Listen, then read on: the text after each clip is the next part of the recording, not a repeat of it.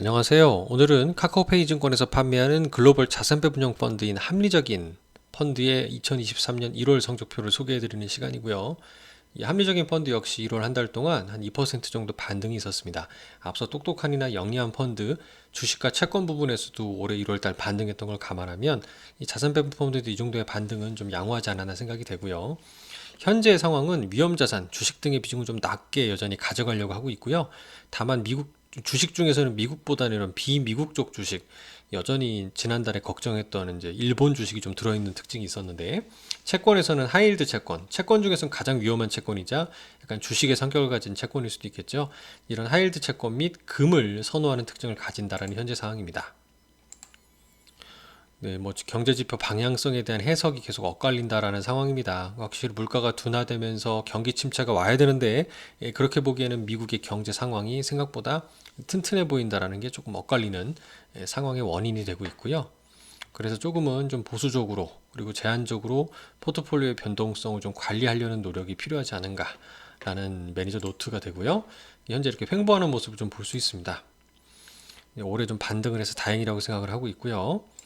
다만 이 펀드가 잘하는 거는 뭐냐면 자산 배분형 중에서는 꽤 선방하고 있다라는 점입니다. 연초 반등할 때는 조금 그 기세가 덜하고 횡보하는 것 같지만 다른 펀드들은 뭐 잘하거나 오히려 흘러내리는 애들도 있어요. 예를 들어 이게 최근 2년간의 성과인데 IBK 자산운용의 플레인 바닐라 라고 하는 글로벌 자산배분형 펀드도 잘 해주다가 요게 코로나 팬데믹 때 이 V자 반등할 때 잘 안 터지면서 이제 인기 되게 유명해졌던 펀드였었거든요. 근데 지금은 2022년 이후로는 거의 내리 하락하면서 좀 좋은 모습을 보여주지 못해 좀 실망스러운 부분이 있고요. 그 뒤로 블리오라는 두물머리의 글로벌 멀티에셋 EMP 펀드 역시 여기 있는 TDF의 2025, TDF 중에서는 가장 보수적인 자산 배분 형태를 가지고 있는 빈티지들과 좀 유사한 성과를 보여주는 수준이고, 오히려 작년 한 해만 놓고 봤을 때는 더 변동성이 큰 특징을 가진다라는 것을 이 그래프에서 보실 수가 있고요. 이제 그에 비하면 이 빨간색으로 보이는 합리적인 AI 펀드가 상당히 선방하고 있다는 것을 좀 보실 수 있을 것 같습니다. 네, 주요 섹터별 비중으로 보면 전월 대비 이제 변한 걸 보면 주식 비중을 소폭 줄였고요. 채권도 좀 소폭 줄였고, 원자재나 이제 기타 유동성 측면을 좀 높게 가져가는 측면이 있습니다. 네, 투자군인 종목들을 봤을 때 PBDC라고 하는 게 지난달에 언급을 해드렸던, 그러니까 세제상의 이제 좀 유리한 구조로 이제 비이크를 바꾸는 특징이 있고요. 하이힐드 채권 보유하고 있다는 게 여기 나타나고 있고, 금을 여전히 좀 들고 가는 것들, 그 다음에 타이거 CD 금리 투자 같은 거 유동성 자산에 가까운 단기 채권형 ETF를 좀 많은 비중으로 가져가고 있는 것을 볼 수가 있습니다. 일본 주식도 좀 여전히 가지고 있고요.